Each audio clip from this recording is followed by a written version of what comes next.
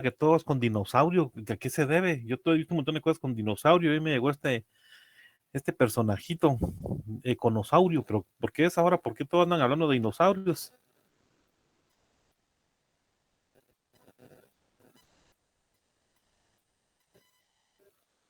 Ahora ustedes están más actualizados que este servidor, cuéntenme.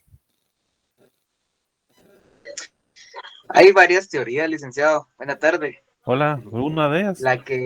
Por ejemplo, la que yo leí en varias páginas es de que Ajá. ellos atribuyen que por lo regular estos muñequitos hacen referencia a todas las carreras que existen. Entonces, como prácticamente ahora lo que está vendiendo, pues son los TikTokers, los disque influencers, etcétera. Entonces, estas carreras como que ya se están extinguiendo.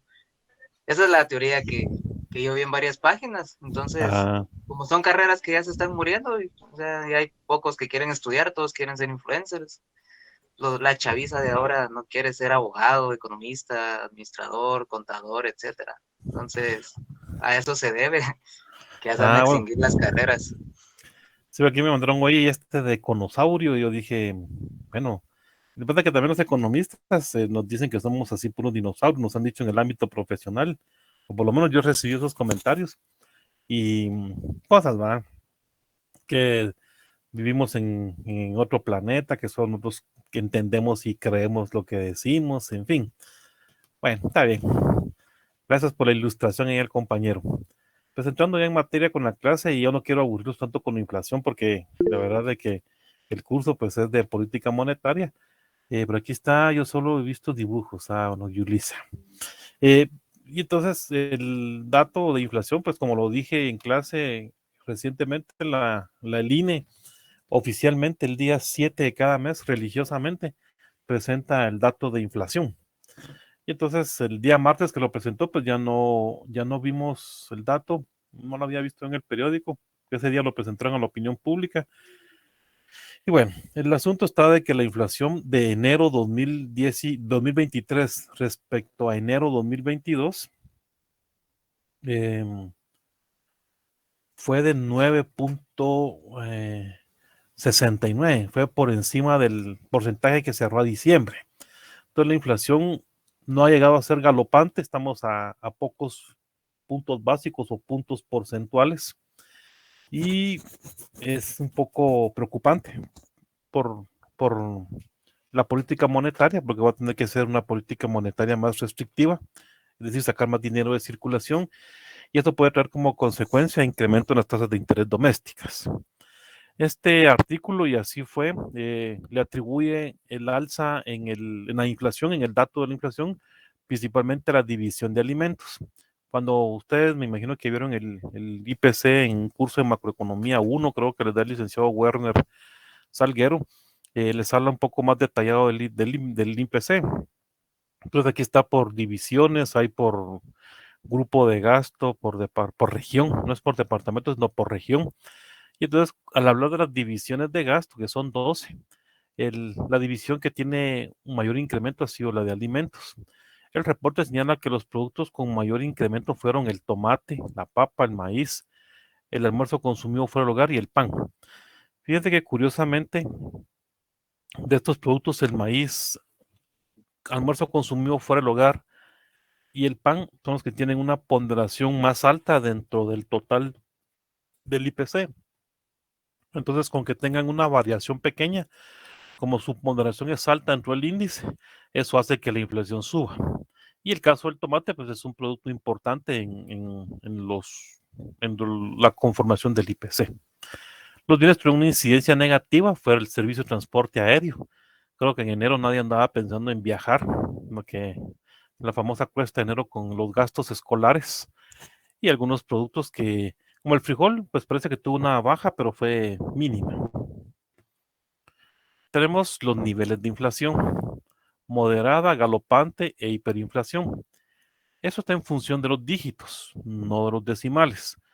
Una inflación moderada es de un dígito, así como la de este mes de enero fue de un dígito, porque fue 9,69. Si aquí hubiera sido 19, dos dígitos. Del punto a la izquierda son dígitos y del punto a la derecha decimales. Entonces, todavía es de un dígito. Miren, 9.69 es una inflación moderada. Sin embargo, está cerca de ser galopante. De galopante, cuando tiene dos dígitos, sería de 10 a 99. Si el porcentaje fuera 69%, ¿qué tipo de inflación, qué nivel de inflación sería? Galopante, Oh, galopante. bueno, galopante, muy bien. En Guatemala la inflación más alta se registró en junio 1990, 60%. ¿Qué nivel de inflación fue ese? En junio 1990. Galopante. Galopante. Es decir, que en Guatemala nunca ha habido hiperinflación. Ojo con eso, es muy importante que lo tengamos claro. En Guatemala nunca ha habido hiperinflación. Lo que hemos tenido, la más alta ha sido 60%, junio 1990. Por lo tanto, aquí solo hemos tenido inflación galopante.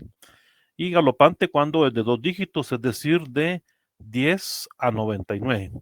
Cuando es de tres dígitos, es decir, de 100 en adelante, es hiperinflación.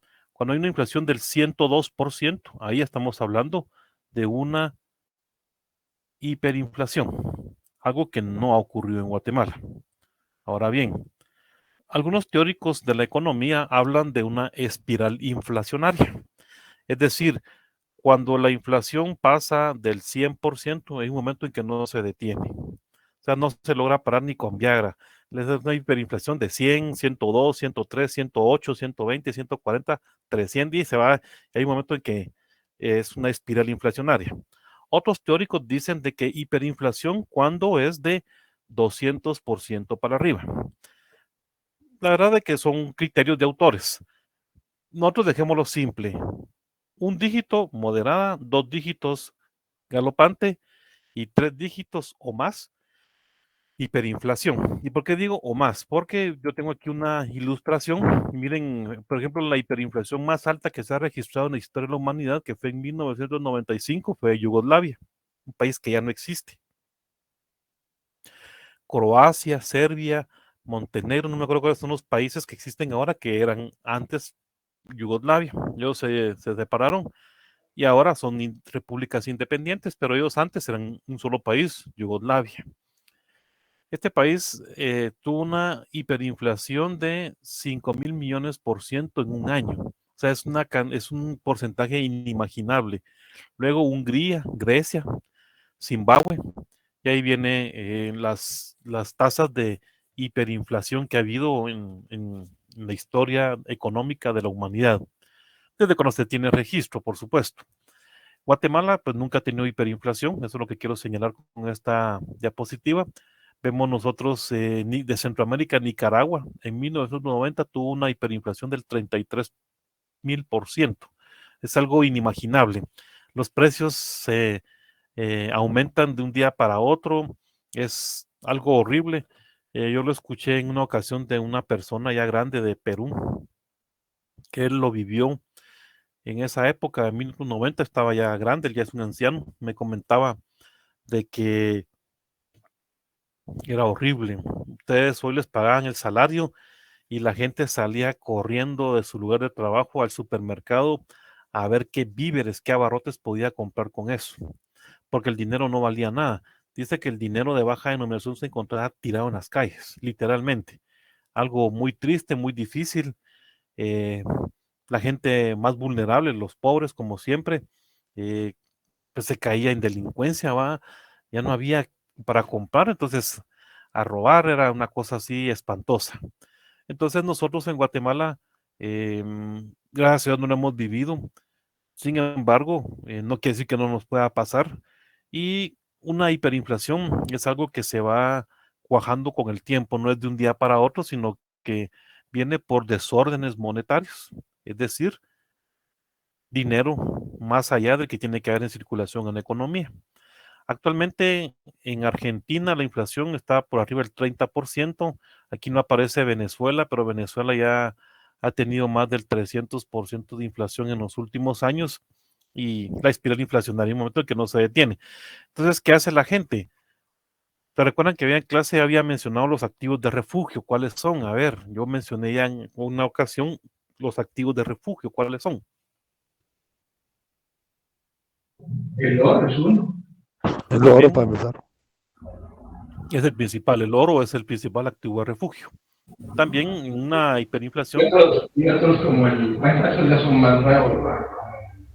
¿cuál? ¿Cómo? No me recuerdo, no, perdón, no me recuerdo los otros, el Ethereum, no me recuerdo, no me recuerdo. Muy bien. Principalmente el oro es un activo de refugio. También las divisas duras, las monedas duras. En clase ya se mencionó, recuerdo que los primeros días de clase se mencionó las monedas duras. A ver, háganme memoria cuáles son. Hagamos memoria, ¿cuáles son las monedas duras? No las monedas de El 25. El dólar, El franco dólar es suizo, una, el perdón, franco suizo, yo pienso que el franco suizo, el franco suizo no está. sí, ese sería de los más fuertes, más que el dólar y el euro. Vamos a ver, tal vez la corona danesa. Recuerdo que Pero había yo mencionado en diría, la clase, perdón, yo había mencionado 5 en la clase. ¿Cuáles son las monedas duras? ahí estaría el dólar, el euro,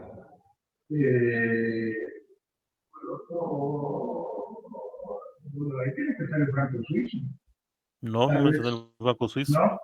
No, no Ah, estaba el franco suizo, ni la corona danesa, El yuan chino. ni la corona mexicana, ni la gallo, ni la El yen, modelo. El La yen única es japonés. las el libras yen, esterlinas. el yen de China, el yuan de Japón y la el libra yen de esterlina. Japón. Ajá. Exacto. Esas son las monedas duras. Pero ¿qué tienen en común estas monedas que se conocen como monedas duras?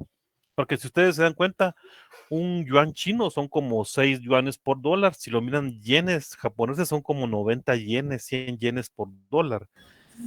Pero ¿por qué se les considera monedas duras?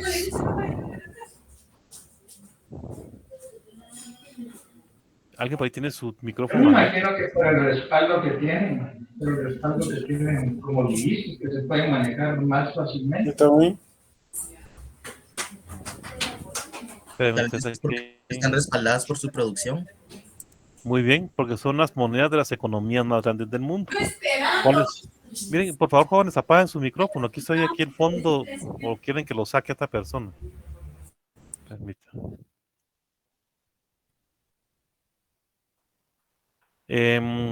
Tenemos las economías más grandes del mundo, Estados Unidos, su moneda el dólar, luego está China, que es el yuan de China, luego está Japón, el yen japonés, y la libra esterlina tal vez no pertenece a el euro pertenece a la eurozona. Acuérdense que no todos los países de Europa usan el euro como moneda, pero que solo los países de la eurozona, y también ahí te voy con su pregunta, Yulisa. Y también no es lo mismo la eurozona que la Comunidad Económica Europea. Ojo con eso, no es lo mismo.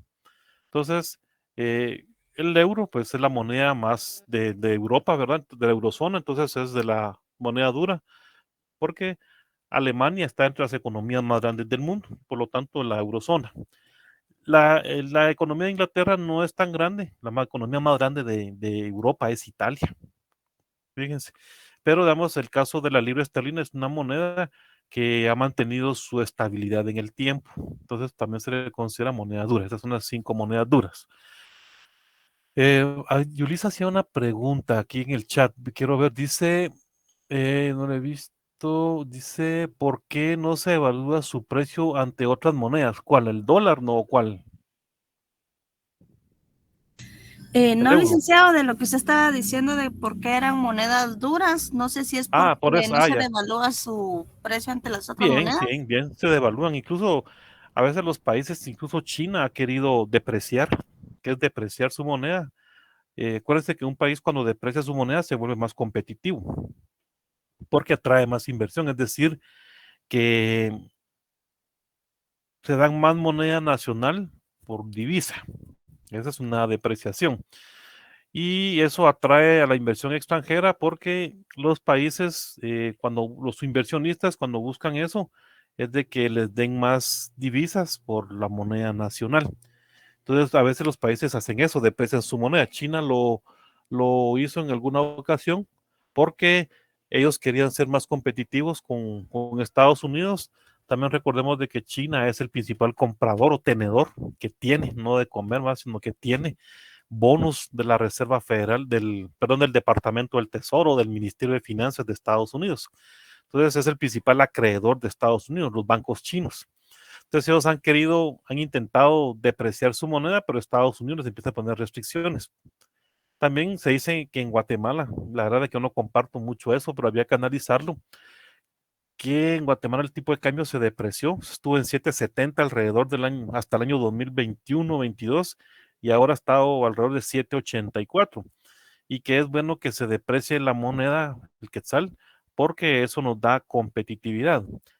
También ya mencioné aquí en la clase que cuando una moneda se deprecia o cuando se dan eh, más quetzales por divisa, los que se benefician son tres personas: los exportadores, los que reciben remesas y los turistas.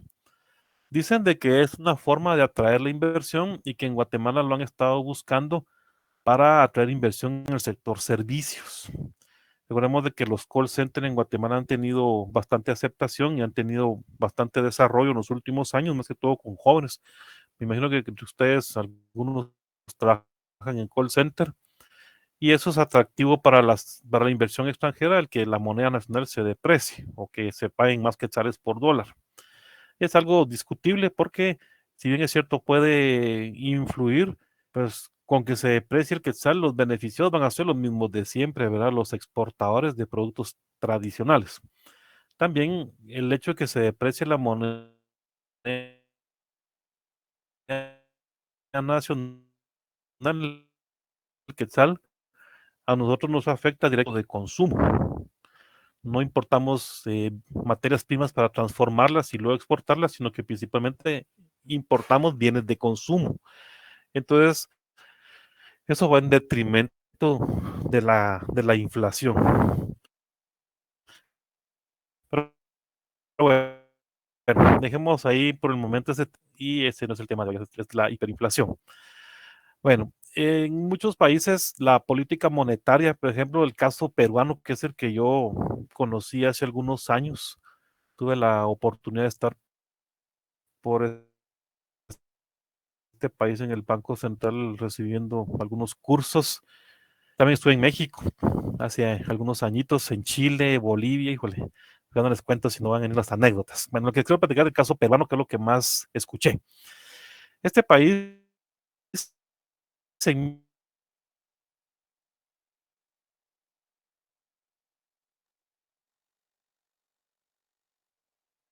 él se suicidó hace poco, no hace mucho, entonces políticamente no es recomendable que se presentara a entregar la presidencia. La recibió un famoso chinito, japonesito que hay en Perú, se llama Fujimori, Alberto Fujimori, y él recibió un país con una hiperinflación en 1990. Pues, ¿qué hizo? Ajuste, políticas de ajuste. Empezando por reducir el gasto de gobierno, eso implica reducir la burocracia, cerrar programas, etcétera, etcétera, etcétera.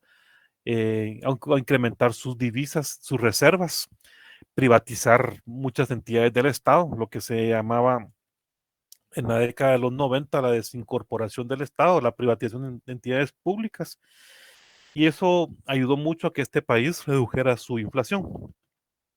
También tuvieron problemas cambiarios, un problema cambiario muy serio por la falta de reservas.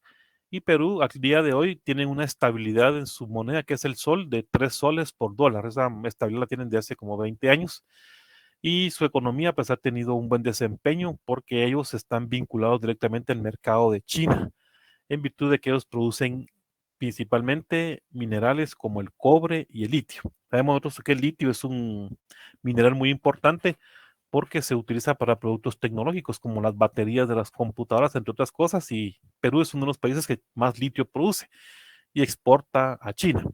Sin embargo, los problemas políticos de este país en los últimos 7, 10 años pues ha provocado que hayan muchos presidentes, un problema político muy serio, que es lo que le ha quitado una estabilidad económica y de bonanza que tuvo durante los primeros 10, 15 años del siglo XXI.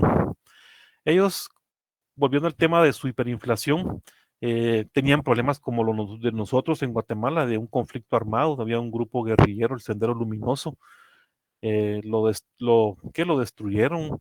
Eh, Fue una buena época de este señor Fujimori como presidente y por eso hasta el día de hoy lo recuerdan en muchos peruanos. Estabilizó la economía, eh, empujó el crecimiento económico, etcétera. Entonces, este país sí pudo salir de esta hiperinflación, al igual que los demás de la región, pero un ejemplo es este país. En el caso de Chile, pues es la economía más importante de América Latina, es el ejemplo a seguir, o es lo que creíamos hasta hace un par de años.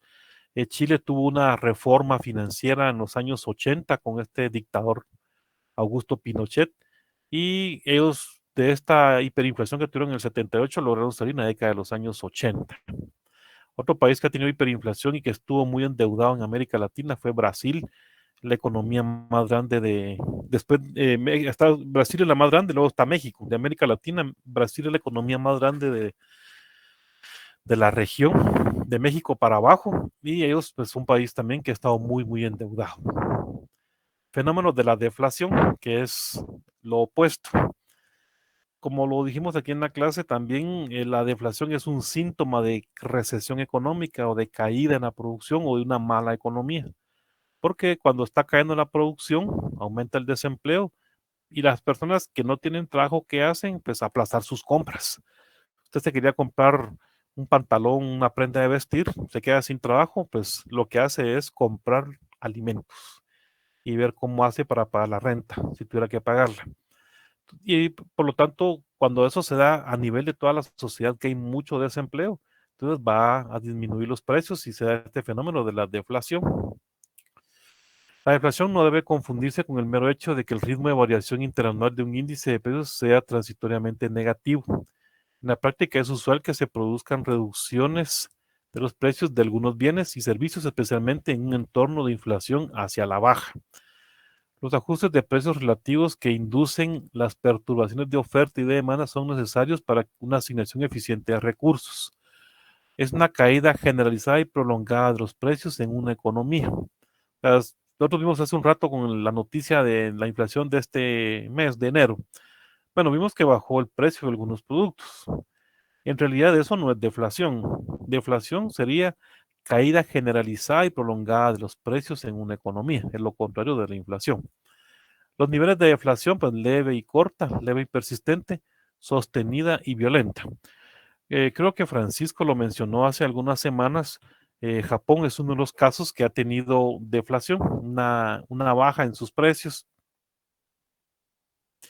Sin embargo, en el caso de Japón, pues tiene mucho que ver que es un país o una cultura en la que hay ahorro, hay bastante ahorro. Es un país en el que la cultura del trabajo como lo acabo de decir, es parte de su cultura el trabajo, el amor al trabajo. El japonés promedio llega una hora antes de su hora de entrar al trabajo y se va una hora después de la hora de salir. Es decir, si fuera de 8 a 5 su jornada, llegaría de 7 a 6. Estas 2 horas pues se las regala la empresa. Por supuesto de que eso sonará bonito para un empresario, pero también la utilidad no es totalmente para el empresario, sino que se redistribuyen entre todos las ganancias de la empresa. Tampoco es así de que hay que bonitos los trabajadores, sino que también bonitos los empresarios que saben repartir las utilidades entre todos.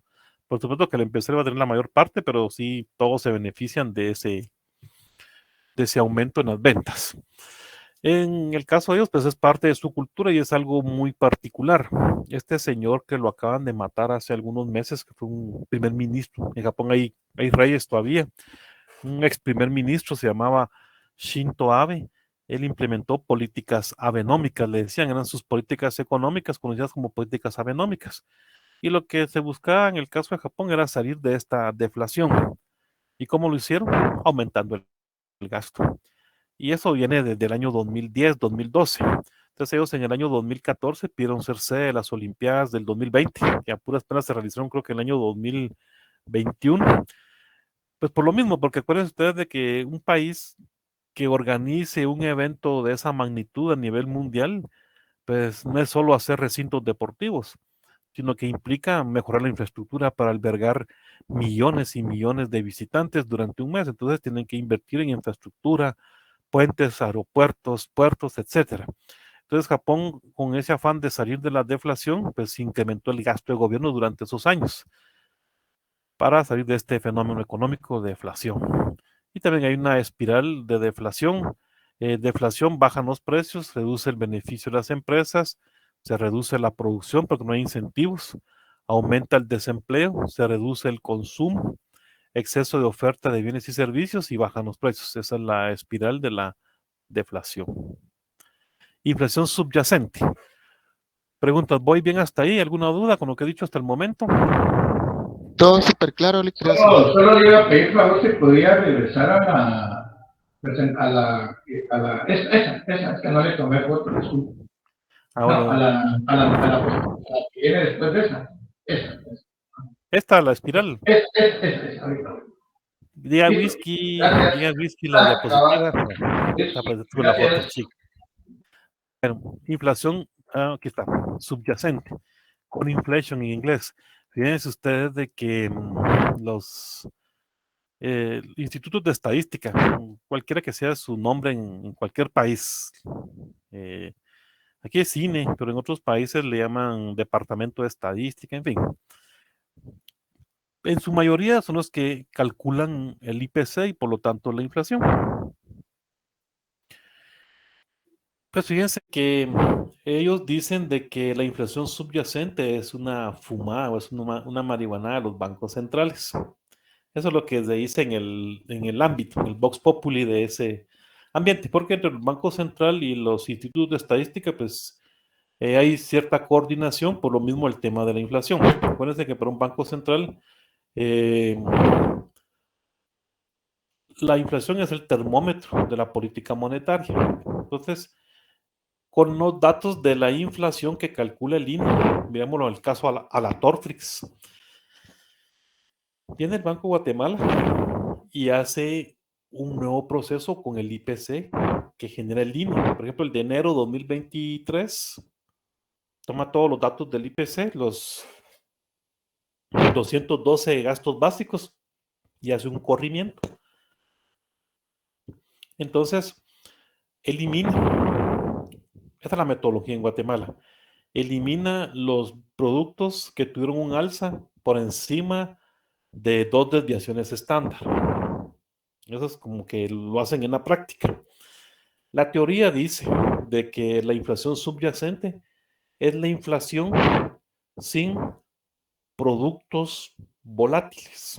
Al final de cuentas, esa es la idea. Es tener una inflación más monetaria, que le quita los productos que hacen ruido por la volatilidad, por la estacionalidad. ¿Cuáles son los más volátiles?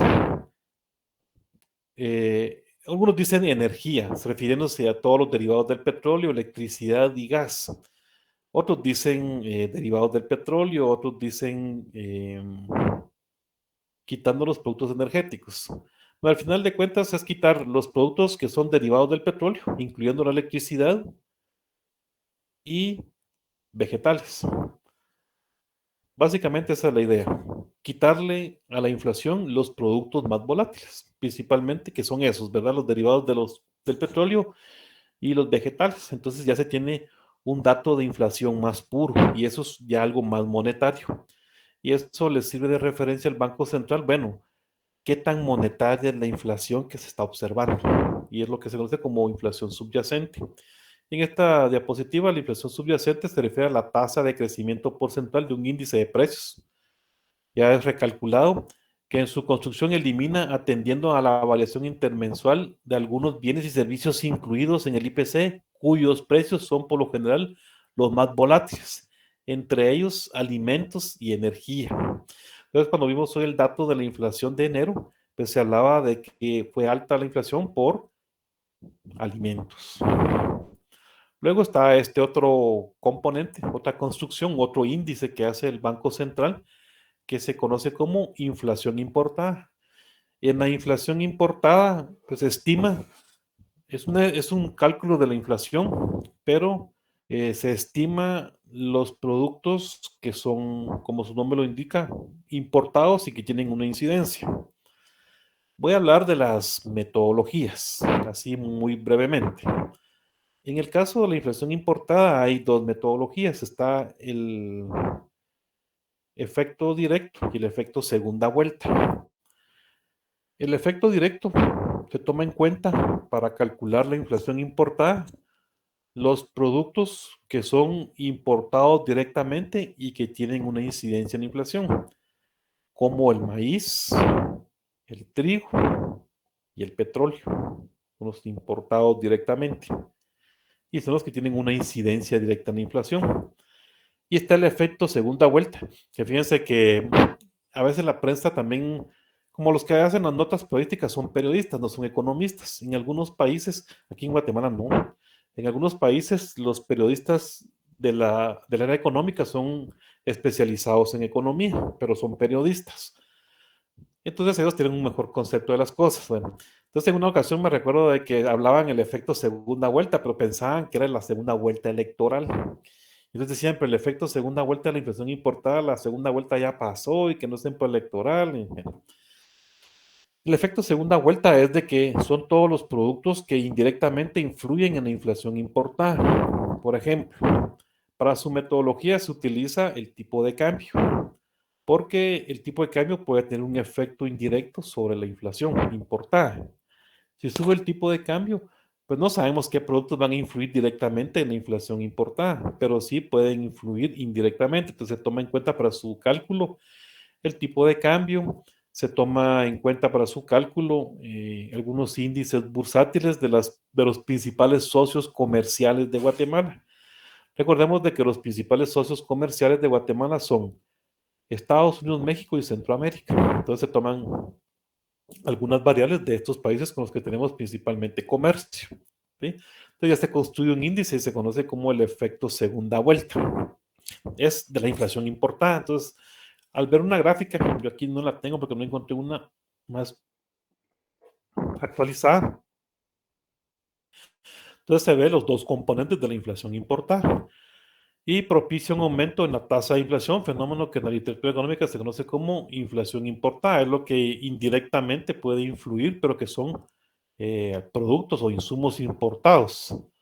Petróleo aumenta los costos de producción internos y propicia un aumento de la tasa de inflación, pero en realidad no lo podemos nosotros medir directamente. Entonces, por eso se llama inflación importada y también es una inflación importada porque nosotros no lo producimos, lo tenemos que traer de otro país, ¿verdad? Y no traemos petróleo, sino que lo que se importa a Guatemala es los derivados, la gasolina, el diésel, en fin. El objetivo del Banco de Guatemala, estabilidad en el nivel general de precios, es decir, controlar la inflación. Y yo creo que sí lo mencioné aquí en la clase. Alguien me dijo en una ocasión de que Guatemala era el único país del mundo, eso no lo he corroborado, en el que en su ley orgánica el Banco Central tiene esto. El Banco de Guatemala tiene como objetivo fundamental contribuir a la creación y mantenimiento de las condiciones más favorables al desarrollo ordenado de la economía nacional, para lo cual propiciará las condiciones monetarias, cambiarias y crediticias que promuevan la estabilidad en el nivel general de precios, es decir, controlar la inflación. Ese es el objetivo del Banco Central. Ya he mencionado y en el curso seguiré hablando de los instrumentos y la metodología. Hoy solo hemos hablado del esquema de trabajo, el esquema de metas de inflación. Eso lo dice el artículo 3 de su ley orgánica. Bueno, entonces ahora, ya que termino y cierro este tema de la inflación, quiero saber si tienen alguna inquietud. Ahorita vamos a pasar a otra cosa. Entonces cierro este tema de la inflación y me gustaría saber si tienen alguna inquietud.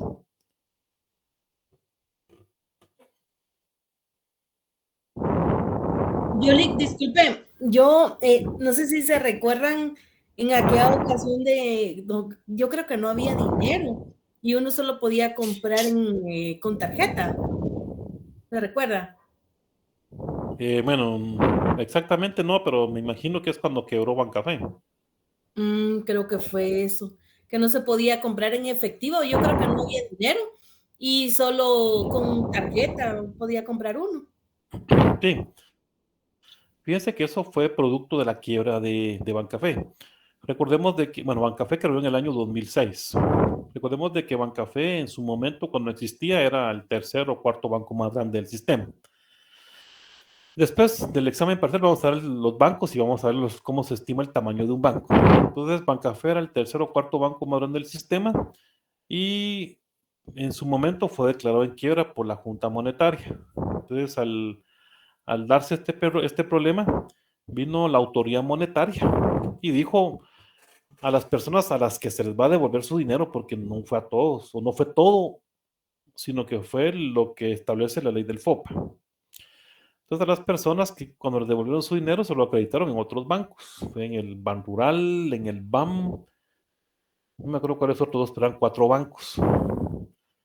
Entonces vino la gente y se desató un pánico. Entonces vino la gente y tomó su dinero que le habían depositado en X o Y banco y lo fue a meter a Bancolchón, o sea, lo guardó en su casa bajo el colchón. Y entonces eso provocó que ya no hubiera efectivo en el sistema, en la economía, pero fue por este tema de confianza. Y el Banco Central, pues, cuando hablé aquí en la clase de las casas de moneda donde se fabrica el dinero, pues no es como mandar a hacer volantes a una imprenta, ¿verdad? Sino que las casas de moneda en el mundo, pues tienen también sus pedidos y tienen sus colas y órdenes de trabajo, y no es así como que, ay, viene Guatemala y le urge que le hagamos numerario, así le dicen al billete en ese ámbito, ¿verdad? Le urge numerario, muchas pilas, ahí buena onda, no, sino que simplemente las casas de moneda, pues sí les vamos a fabricar dinero, pero también tenemos otros pedidos. Entonces, no había liquidez en la economía. Se iba a un banco, tenía dinero en su cuenta, pero no había efectivo. Entonces fue producto de la quiebra de Bancafé. Y luego, eso fue en octubre. Yo me recuerdo que estaba en un desayuno o algo así. Me llamaron cuando fue eso. Y después vino la quiebra del Banco de Comercio en enero 2007. ¿Sí? Incluso había un ambiente un poco tenso en esa época. Y fíjense cómo es la vida. Yo en un convivio me enteré que iba a quebrar el Banco de Comercio. Y entonces, ¿cómo se llama? Efectivamente, en enero quebró el Banco de Comercio. Y eso pues vino a acentuar, vino aquí a complicar la crisis que se había dado producto de la quiebra de Bancafé. Después el sistema financiero pues ya se normalizó, hubo más billete, en fin, todo eso, pero lo que usted me menciona fue en el año 2006 y 2007, la falta de dinero en la economía, pero eso fue más que todo por un problema de crisis de confianza hacia el sistema financiero, porque la gente sí tenía dinero, pero en su casa, no lo tenía en los bancos. No sé, ¿alguna otra inquietud?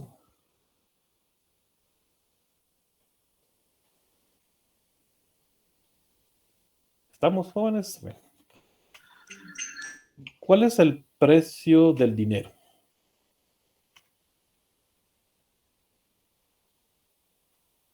Jóvenes, señoritas. ¿El interés?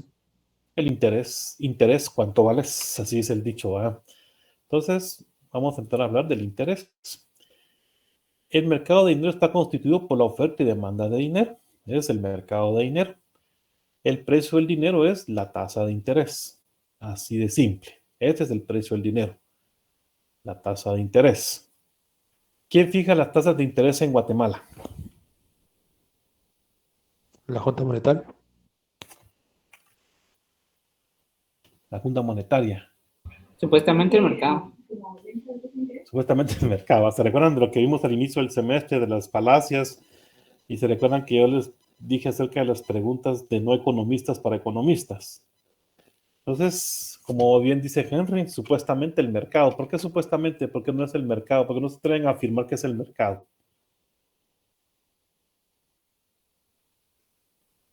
Porque si usted llega al banco a pedir un préstamo, no.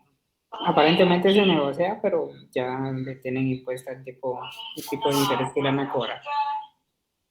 Ah, sí, pues, pero ¿cómo se llama? Usted es libre de ir a cualquier banco. Usted puede ir al banco A, B, C, X, Y, Z y no debería de haber ningún problema. ¿Sí? Miren, de acuerdo con la ley de bancos y grupos financieros, en el artículo 42 establece: los bancos autorizados conforme esa ley, la ley de bancos, pactarán libremente con los usuarios las tasas de interés, comisiones y demás cargos que apliquen en sus operaciones y servicios. Como diría mi amigo Mascala. Pero sí, es cierto, jóvenes. Lo que pasa es de que los bancos del sistema no tienen mucha competencia entre sí. Usted se va del banco A al banco B y va a encontrarse que son casi que los mismos requisitos, las mismas condiciones.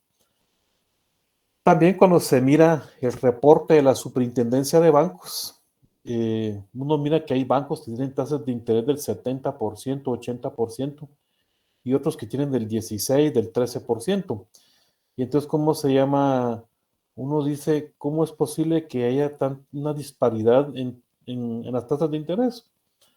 Y miren, ¿de qué depende el interés? A ver, vámonos un poquito más emocionante. ¿De qué depende el interés? Porque eso es cierto. Hay bancos que tienen una tasa de interés del 70, 80% y otros que tienen del 15% para un préstamo. Bueno, entonces dígame de qué depende el interés. Ya dijimos que lo fija el mercado. Bueno, ¿de quién depende? O sea, perdón, ¿de qué depende que sea el precio X o Y el de la tasa de interés, que sea 10, que sea 20, que sea 50? ¿De qué depende? ¿Qué depende el interés? Lick, en el caso de los bancos para clientes, bueno, en el caso de los bancos para sus propios clientes, creo que lo fijan en relación, primero, a tipo de cliente y la capacidad de pago que tenga, porque no es lo mismo que yo le pida con una capacidad de pago a Banco I 100,000 quetzales y me va a decir que no, que se lo pida a Banco de Antigua, que sí me lo va a dar, pero una tasa mucho más elevada. Así lo veo yo. Ok, muy bien, Enrique. Entonces, depende del riesgo. Porque, ¿qué tanto riesgo le representa a un banco una persona? Y también, ¿qué tanto está arriesgando el Banco de Antigua? Entonces, hay bancos en los que a ustedes le piden pocos requisitos y le dan rápido el dinero, pero también la tasa de interés es muy alta. Y hay otros bancos que le piden muchos requisitos, le piden muchas cosas y la tasa de interés es más baja. Al final de cuentas, la tasa de interés va a depender del riesgo. Y así lo va a ver usted en el SENMA, lo va a ver en la terminal, lo va a ver con un agiotista, lo va a ver con los bancos, así va a ver, y eso está en función del riesgo. Y así va a ser su mamá y su papá si le van a prestar, pero no le van a cobrar intereses, o si le cobran también va a ser de buena onda, pero también hay riesgo. Entonces, la tasa de interés depende del riesgo. Por supuesto que detrás del riesgo hay muchas cosas que analizar. Tenía un amigo que era gerente de riesgos en un banco y me decía, riesgo en un banco involucra todo, desde que entra un cliente a la agencia, ya es un riesgo, porque no se sabe qué es lo que va a hacer, hasta las inversiones que se puedan hacer. Entonces, va a depender del riesgo. De eso depende la tasa de interés.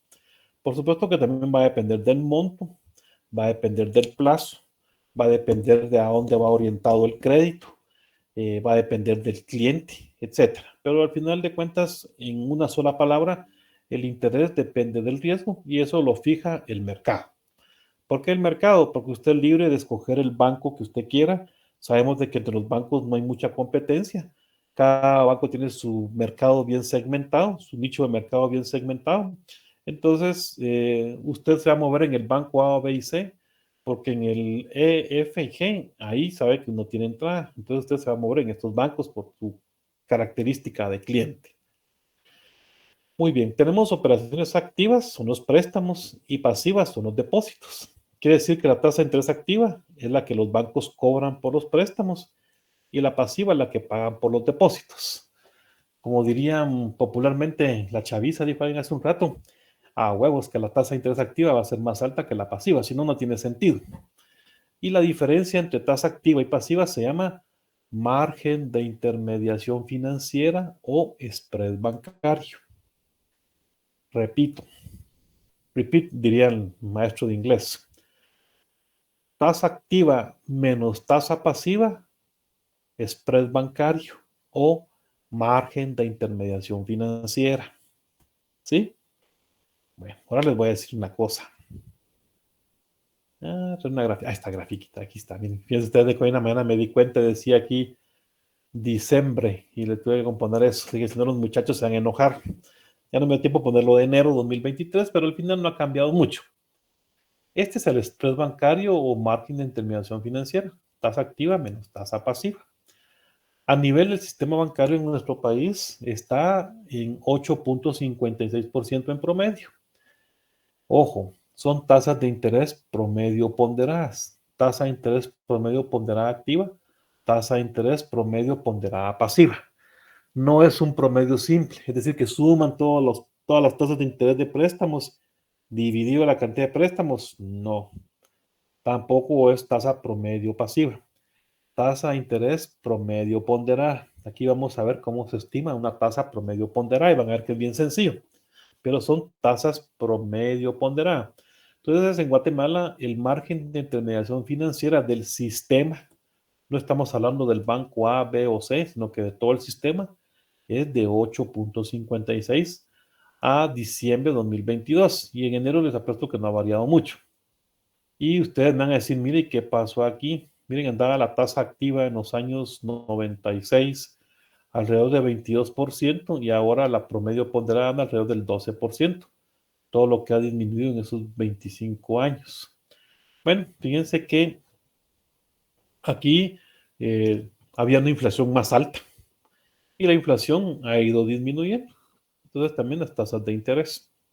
Bueno, les voy a decir una cosa para que ustedes se asusten, porque cuando lo digo yo a veces la gente se asusta. Entre más bajo es este margen del sistema, no del banco A, B o C, del sistema bancario.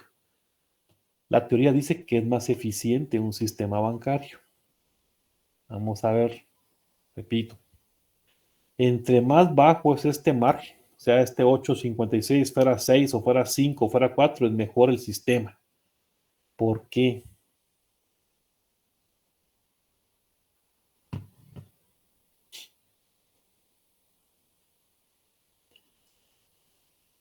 Vuelvo a repetir la pregunta. Un sistema financiero es más eficiente entre más baja es esta diferencia. ¿Por qué?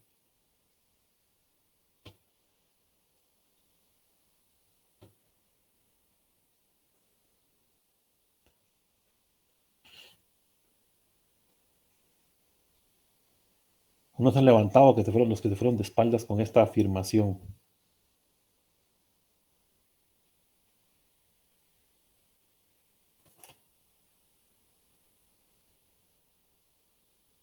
Si está clara la pregunta, la vuelvo a plantear.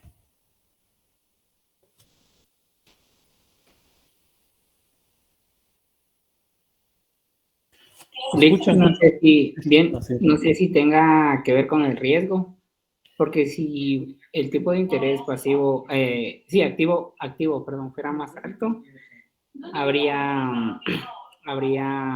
como que inseguridad en los fondos del banco porque estaría buscando financiarse con más dinero para darle un préstamo. No sé si tiene algún tipo de relación. Ok, muchas gracias. Henry, te llamas, ¿verdad? Sí. Henry, muchas gracias, Henry. ¿Alguien más? Por favor, chicos, chicas, pregunten, opinen.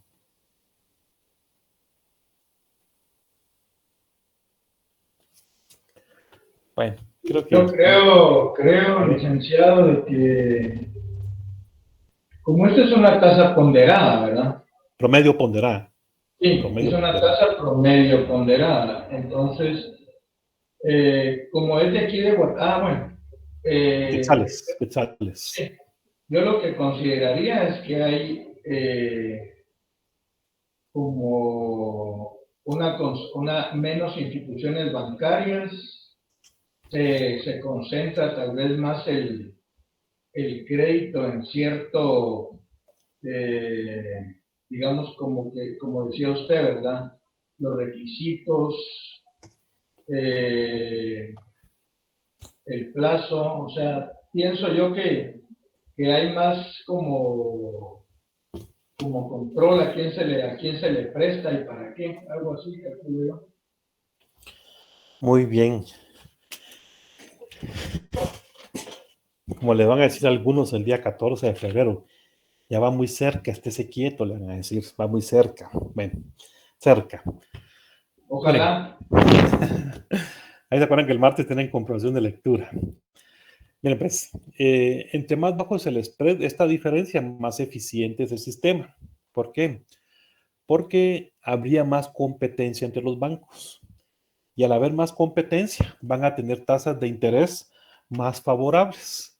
Es decir, van a pagar mejor interés por los depósitos, la pasiva más alta, y van a cobrar menos interés por los préstamos, la activa más baja. Entonces se haría más pequeña esta diferencia.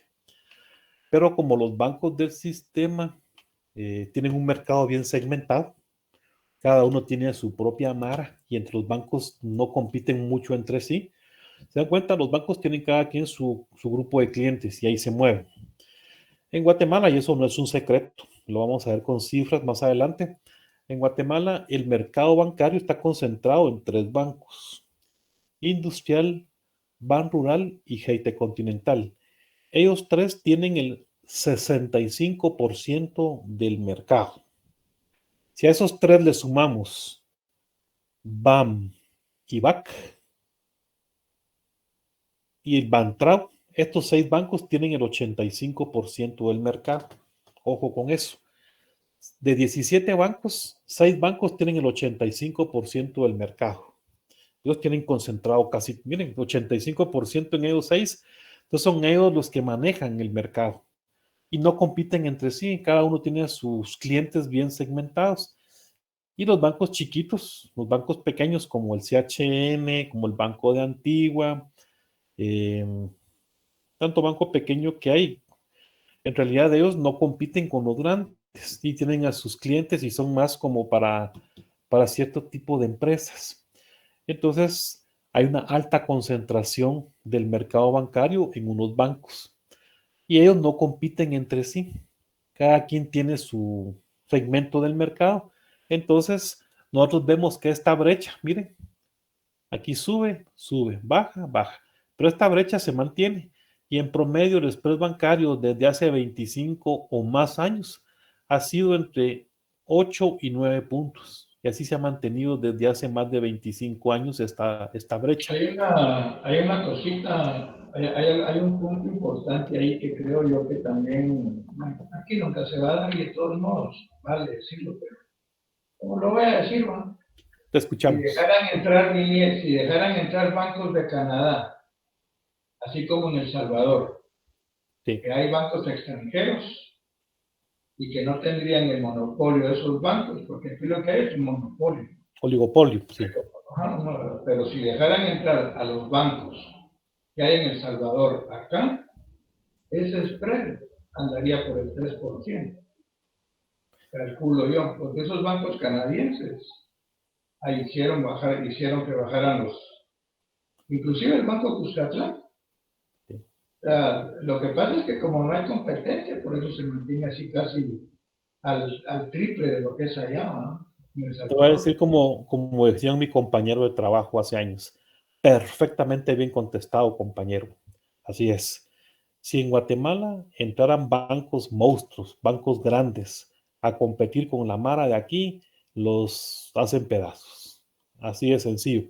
Y en Guatemala la banca está concentrada, si nosotros empezamos a analizar quiénes son los accionistas y los dueños, está concentrada en unas familias.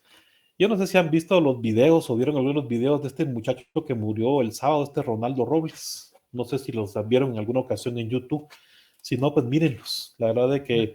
Materia Gris se llama su canal. Sí, exacto. Materia Gris se llama su canal de YouTube. Se llamaba, porque en paz descanse. Miren, él habla de unas barbaridades que han pasado en Guatemala. Tenía mucha razón.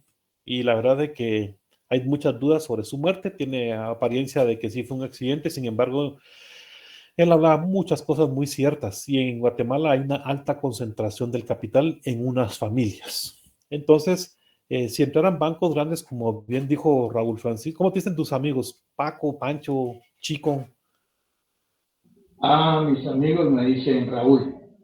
Bueno, Raúl, pues como dice Raúl, si entraran bancos grandes, monstruos a competir con los de aquí, los desbaratan, los hacen pedazos. Y entonces habría más competencia, Ustedes tendrían más beneficios en tasas de interés para créditos, más facilidades para créditos, a microcréditos. Habría más competencia.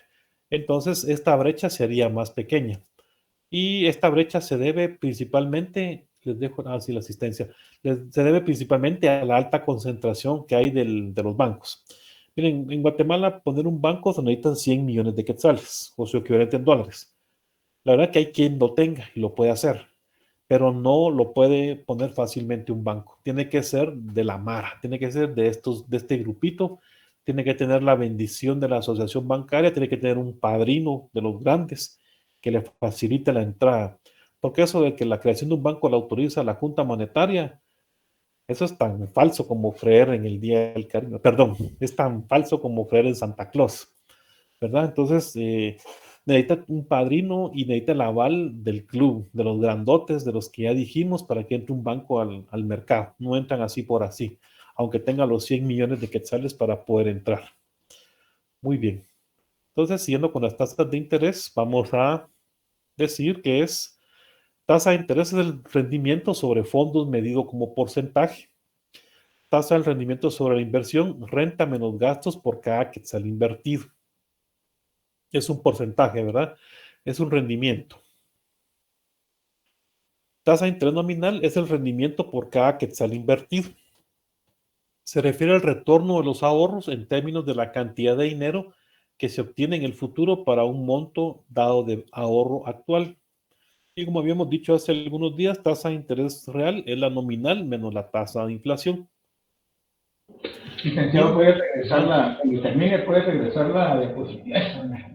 Esta, rendimiento sobre fondos medido como porcentaje. Esa es la tasa de interés, es un rendimiento. Y la tasa de interés real, dijimos, es la nominal menos la inflación. Mide el retorno de los ahorros en términos de volumen de bienes que se pueden adquirir en el futuro con un monto dado de ahorro actual. Según Irving Fisher, ¿qué es lo que determina el interés y el rendimiento del capital? Impaciencia de la gente por gastar. Miren, fíjense que en época de fin de año, a los amigos les digo, miren, que disfruten mucho y gasten poco. Y uno mira a la gente, puta, en los centros comerciales, le pica la mano por gastarse el pisto.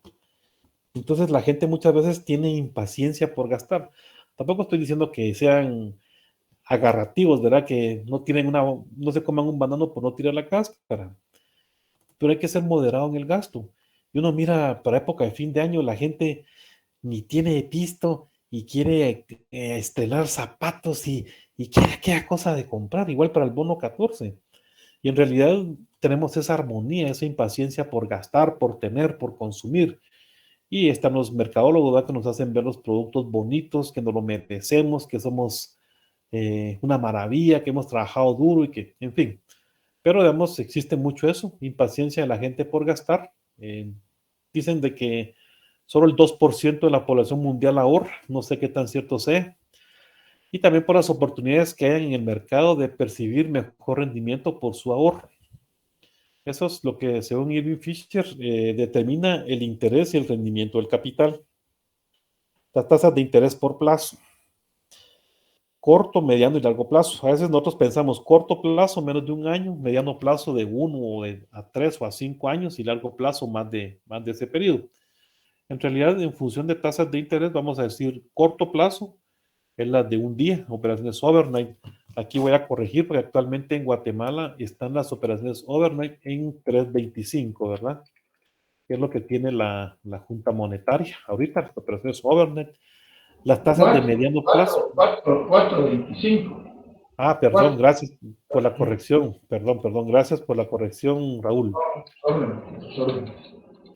Gracias. Sí, 4.25 overnight son las de corto plazo, las de mediano plazo. En Guatemala activa en moneda nacional 11.92 y en moneda extranjera 5.66 y la pasiva 3.95 y 2.51 en moneda extranjera.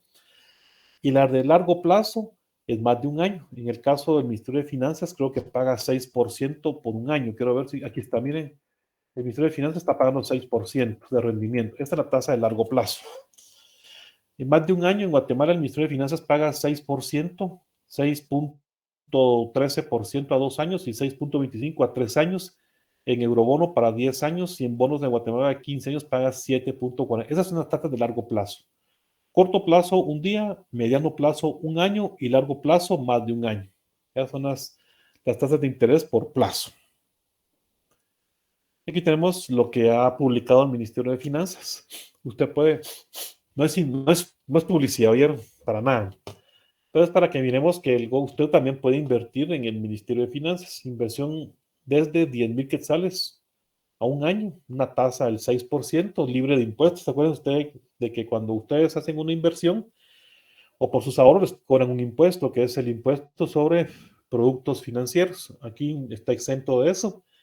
Lo puede revender y está un máximo de $500,000 de quetzales. Entonces ahí está la información. Tampoco es publicidad, pero dejarle toda la información de la página en MinFin. Creo que hemos hablado hace un rato.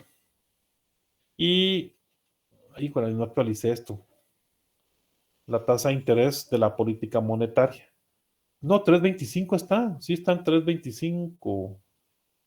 Ya me hice bolas. Vamos a buscarla rápido. Disculpen, ya me hice bolas y es 3.25. Ah, 3.75 y no le subieron 0.5 a 4.25. Vamos a ver, déjenme. Ahí te les voy a compartir para que la encontremos rapidito. Si te da tiempo. Ahorita vamos a encontrar la información. Están viendo mi página de Google. Vamos a la página del Banco de Guatemala. Vamos a ver. A mí la parte que me gusta ver es estadísticas. Luego tenemos comportamiento de las principales variables de política monetaria. Variables informativas. ¿Sí se ven las variables informativas? Aquí está. Sí, aquí estamos. Vamos a ver. Tasa de interés activa en moneda nacional al 26 de enero. Estaba en 11.89 y en moneda extranjera era activa 6.25. Y la tasa de interés en moneda extranjera pasiva 3.99 y 13 en moneda extranjera. Miremos el spread en moneda nacional. 11.89 menos 3.99, 7.90. Ese es el spread en moneda nacional y en moneda extranjera 6.25 menos 3, 3.25 es el spread de moneda extranjera. Vamos a buscar la tasa de interés de la política monetaria. Quiero ver. No, aquí no está. Voy a regresar a la primera. Meta de política y variables indicativas. Aquí está la inflación. Miren la inflación subyacente. La inflación total fue 5.924, perdón, y la subyacente a diciembre. No han puesto la de enero, esto les voy a jalar miren, no han puesto la de enero. Pero la tasa de interés la tasa de inflación en enero fue 9.69, la subyacente tuvo que haber sido menos. Por lo mismo que les decía, ¿verdad? Que la subyacente no tiene los productos como combustibles y alimentos en su estimación. Y quiero ver aquí la tasa de interés líder. Creo que andamos buscando la tasa de interés parámetro.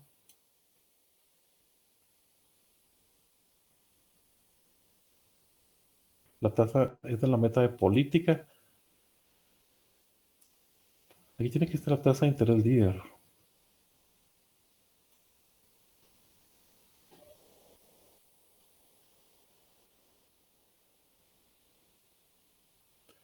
Este es un modelo econométrico, los desalineamientos de estimación. Entonces tiene que estar adelante. Principales cuentas. Estas son las pérdidas que ha tenido el Banco Central. Otras variables.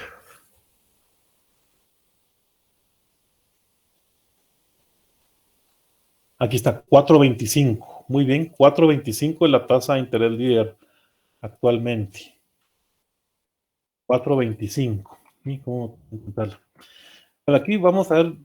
Ya son las 7. Bueno, aquí están todas las tasas de interés líder activas para préstamos, documentos descontados, activa total, pasivas para ahorro, depósitos a plazo, depósitos sobre depósitos, obligaciones financieras, pasiva total y moneda extranjera, Está la tasa de promedio ponderado de la SOEM, tasa de interés líder, tipo de cambio, el índice de tipo de cambio efectivo real, la inflación de Estados Unidos.